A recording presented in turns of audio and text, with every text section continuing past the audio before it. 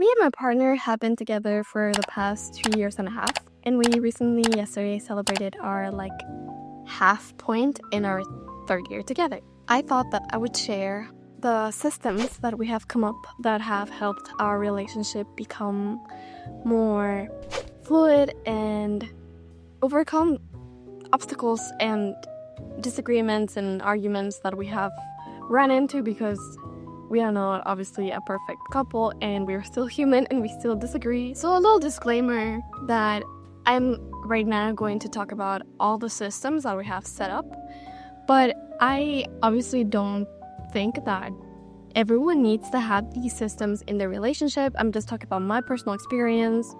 And also right now, since I'm gonna mention them all, it's gonna seem like our relationship is very systematized or lacks spontaneity in any way, but that is not the case. It's just that we have come up with these systems and they have worked for us. So I thought I would share them with you, and if it's useful for you, feel free to take it.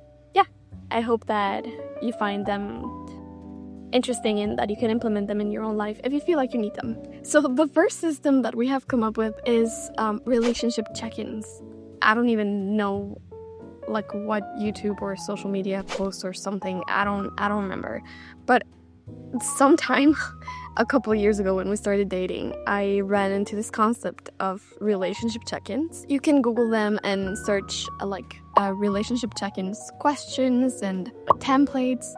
And essentially, it's a moment in which you sit with your partner and you proactively reflect on what has worked in your relationship and how you feel about your relationship in many different aspects. So we do this every 3 weeks or so, or more often if we need to, or sometimes we just forget. So it's around between 2 weeks and 4 weeks. It's not something established, but we definitely do it again after a certain period of we haven't been able to be together so much because we're both stressed about work and different situations like that. We usually start the relationship check-in with a question being how are you feeling about our relationship at the moment? And it's just how are you feeling, how are you?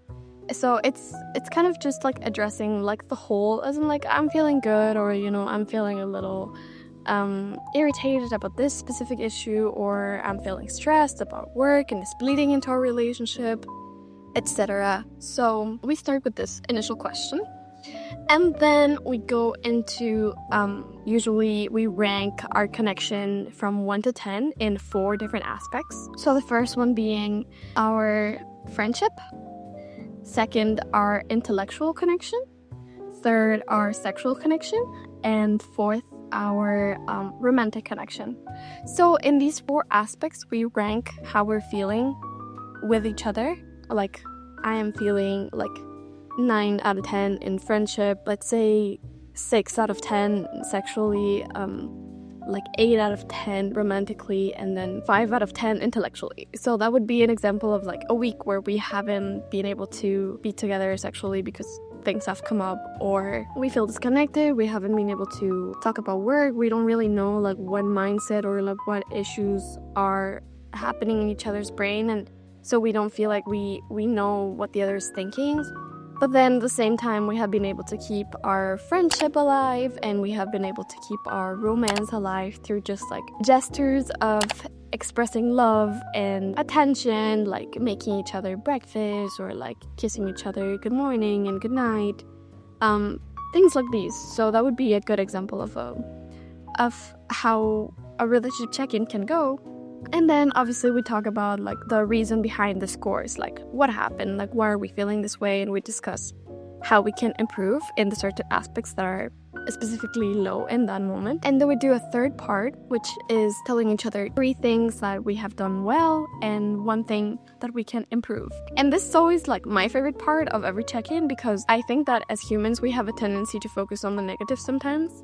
So you can tend to overlook all the positive things that your family or your partner is doing for you and you're doing for your family, but then you're really focused on the negatives, and you're drilling each other on you haven't done the dishes this week, or I am doing all the organizing, I did the laundry, haven't done anything. So I grew up in a family dynamic that was like that.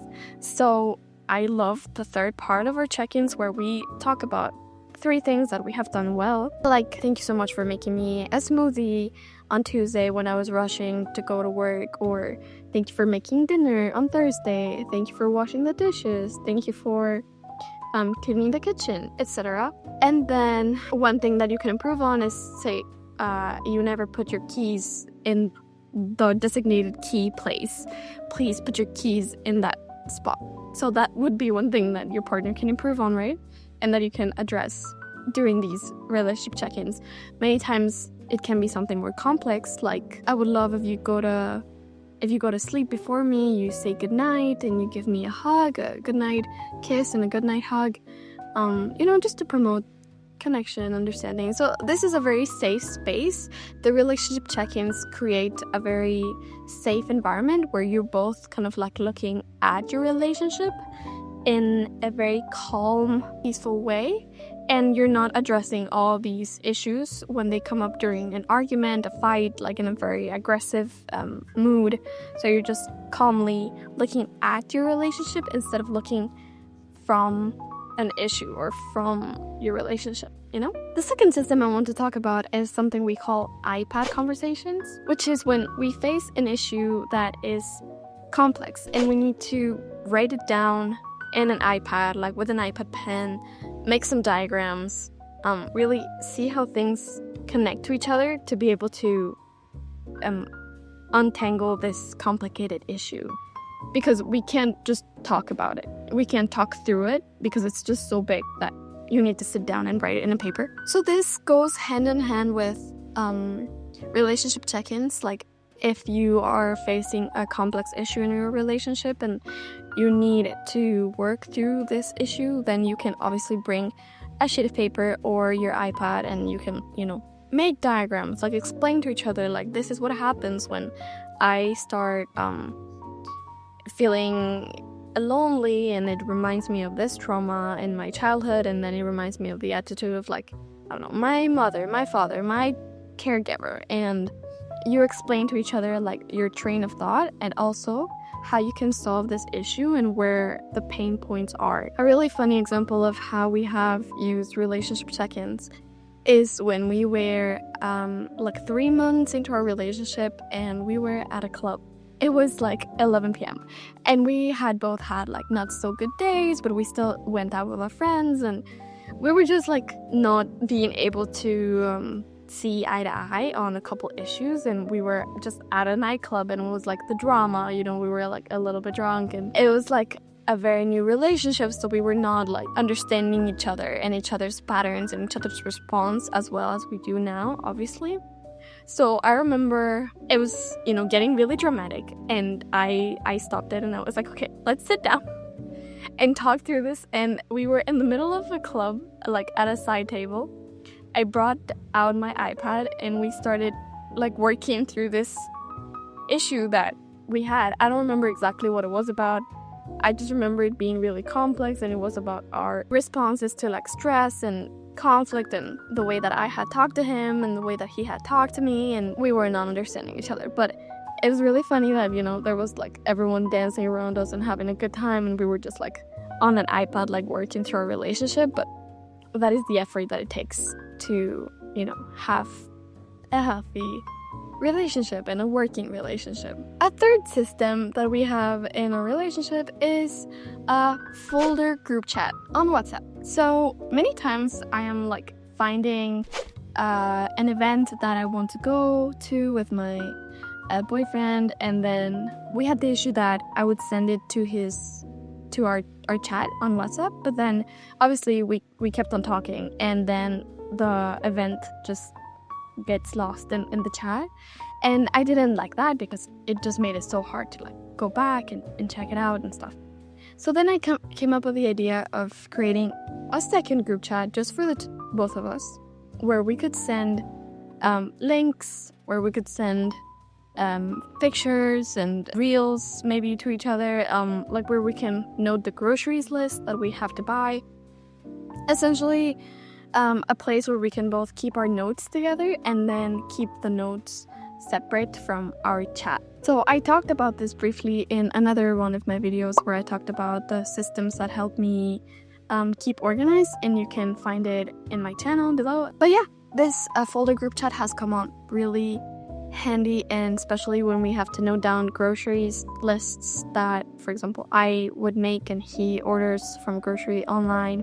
Now we go buy together because we moved and we live close to a grocery store. That it helps us keep our life organized and our notes together organized. Okay, so now we'll talk about a couple of just like lifestyle systems that we just like regularly go through, and I just thought I would share them with you because you could qualify them as systems, but they're not as systematized as our relationship check-ins, for example. So, for example, through the week, we go together to the gym around like 5:30 to 6:30 every day, almost every day. So I would say that is a system because it is kind of automated. We have it in like the back of our heads, so we will go to the gym after our work day, and so we almost always agree that like, hey, I will see you at the gym, I will see you at the gym, I will go home and get changed, we can go to the gym.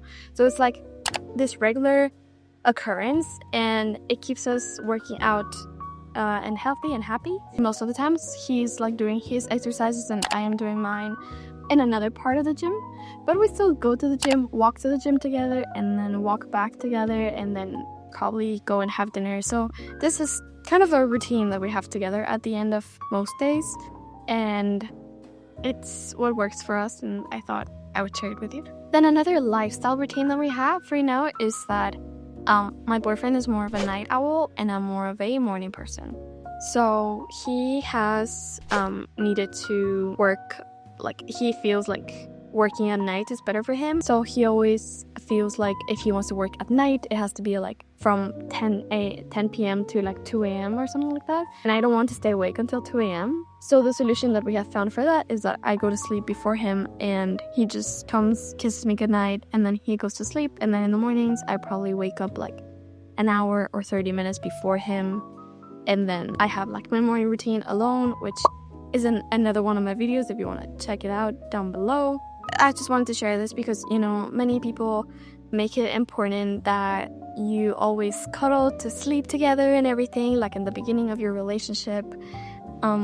But I think, you know, we have been together for a couple years now, and this is just the reality of our lives and what we need to do to keep our work going, and it's just how we have made it work. So I thought I would share that, you know, I have learned that I can go to sleep without him in bed, and then he can come in bed when I'm already asleep, and then in the morning we do it differently, and we have made this work for us. And if you struggle with like a partner that has a different sleeping schedule than you, then I hope that this is something that you have already talked about and considered having different bedtimes. And now for some of our weekend systems.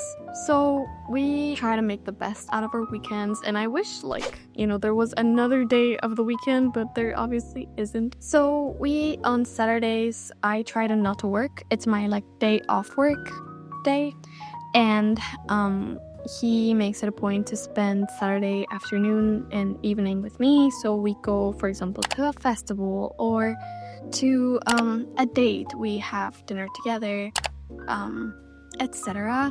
And then on Sundays, we have a couple of recurring systems. So the first one is our cleaning party, which we do like every 2 weeks. Which we came up with because after we moved in together, it was a little hard to find a common ground when it came to cleaning and how often and when, and we had many arguments about this, and I know that we are not the only couple that has arguments about keeping the house clean. So we came up with a system of like every 2 weeks. On Sunday, we will have a cleaning party. So we play music, we clean the house, we split chores, and we do this like, we block this time to do this for an hour and a half, and in an hour and a half the house gets cleaned, and then it stays clean, you know, mostly clean for the next 2 weeks until we do it again. So again, maybe if this is something that you struggle with in your relationship, it's something that you can take from this video and implement. And the other Sunday system that we have, organization Sunday afternoons. So we get together, we chat about the things that we have to do the upcoming week, the things that we are stressed about, how we can support each other. We exchange things about work. He, for example, helps me with some of my videos, so he sends me some of my videos over. And this is like the only time where we have like work meetings and work together during the weekend. So this helps us like also time block this space in the weekend and not have little chats about work spread out through the week, which can get really annoying if it's very recurrent and it's something stressful. So we try to keep it all like smushed together in one time block on Sunday afternoons so that it doesn't bother the rest of our weeks and the rest of our days all the time. Again, this makes it seem like our relationship is very systematized, but it's really not. Like, it's just the days go by in a normal way.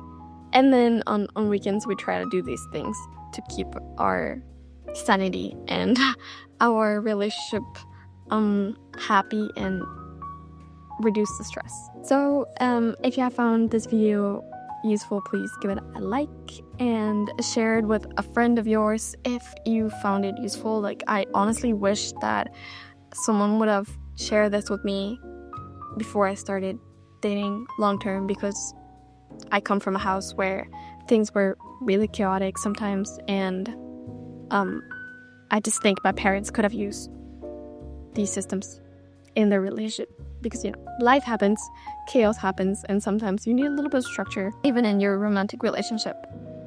And this is not to say that, again, we don't have spontaneity, we don't go on spontaneous dates in the middle of a week, or we don't run into disagreements still, but this has helped reduce the friction a lot and just keep everything flowing as easy as possible. Anyways, that has been everything for today, and see you in the next video. Bye! So,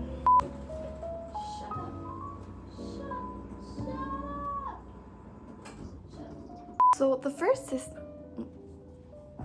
so again, it might seem like our relationship is super systematized, but it's really, never mind.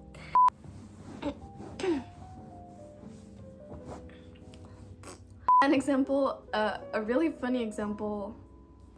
Okay, and then for some of our gestures of expression of kind of